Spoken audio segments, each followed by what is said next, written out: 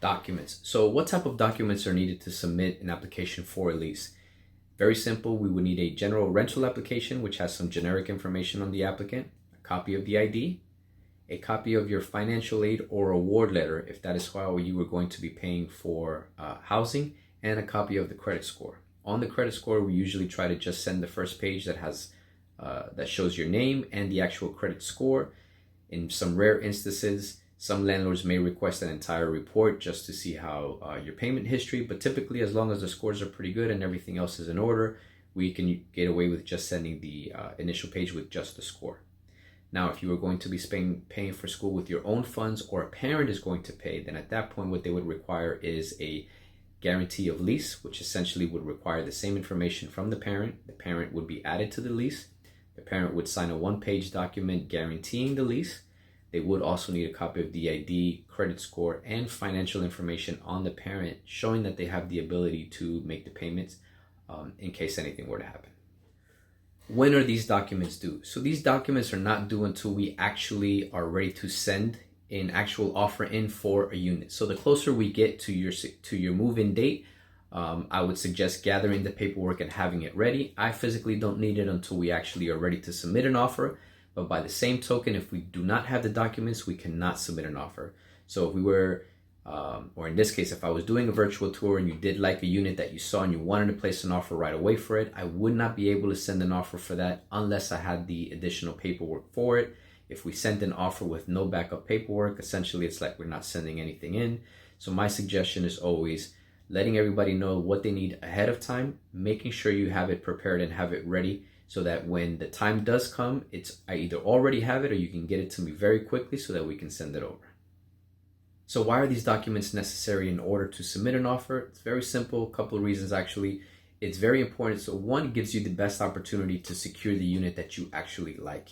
If we're doing virtual tours and you like 3 or 4 units, but you absolutely fell in love with one and that's the one that you really, really want, if we don't have the paperwork ready, we could lose it just in the interim of you trying to put the documents together, or if there was something missing that you didn't already have.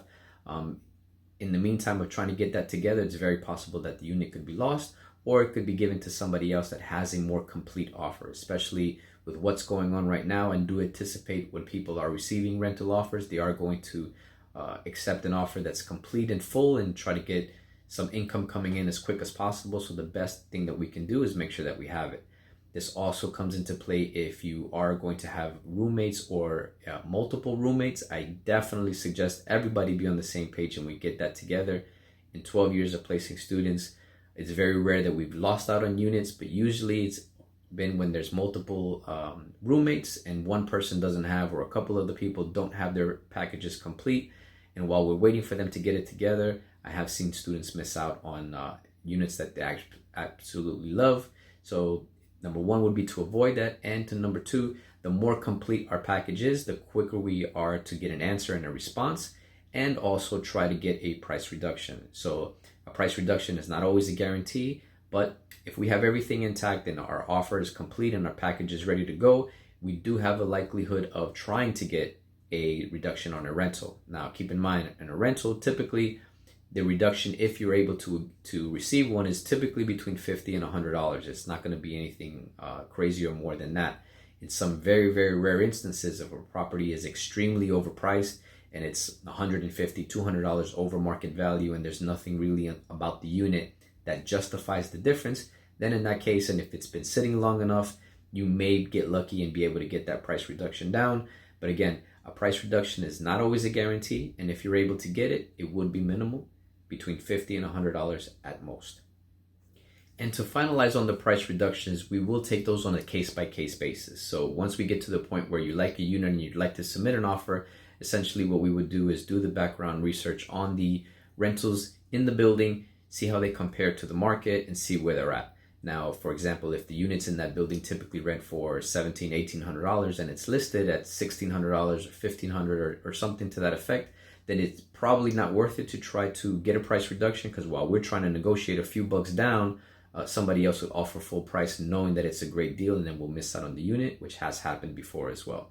So when it comes to that, we will definitely take it on a case-by-case basis. We'll analyze the unit, see where it is in comparison to the market. If it's been sitting for a long time, it's a great opportunity to do so. But if it's just, for example, just came on the market and it's already really greatly priced, I would say don't roll the dice on it. If this is the unit that you really like, you could miss out on it just for trying to get it down a few more bucks.